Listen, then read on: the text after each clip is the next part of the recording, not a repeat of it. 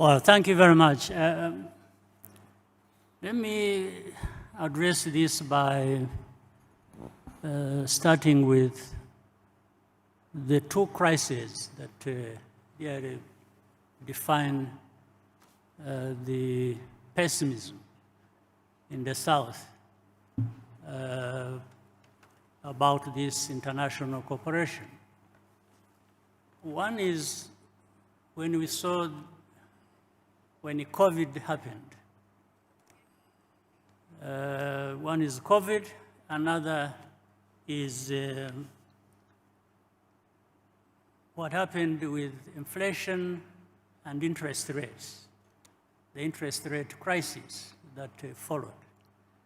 With the COVID, it was clear that access to vaccines and therapeutics had a problem, and it was mainly concentrated in the North. The South was to be considered much later, even then very slowly, nearly too late, because the South did not have this capacity to produce their own vaccines or therapeutics.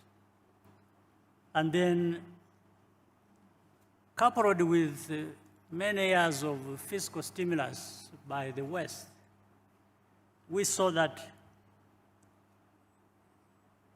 they developed an inflation crisis.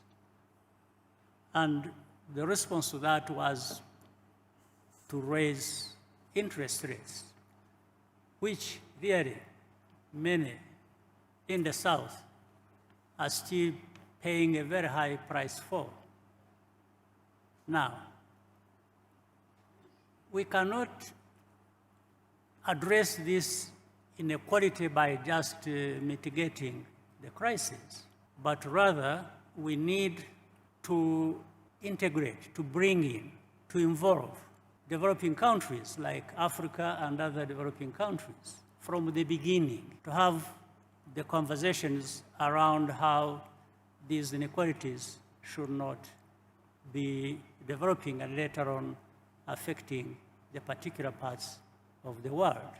So it has to be from the beginning. It's not just at the time when crises have happened that then you start making consideration of what to do for the South, but rather they should be involved. And Africa should be given and there are tools that are there, that are available to actually work on some of these things that are needed to be addressed. And Africa will therefore stand to gain and have access to most of these things required. Thank you very much.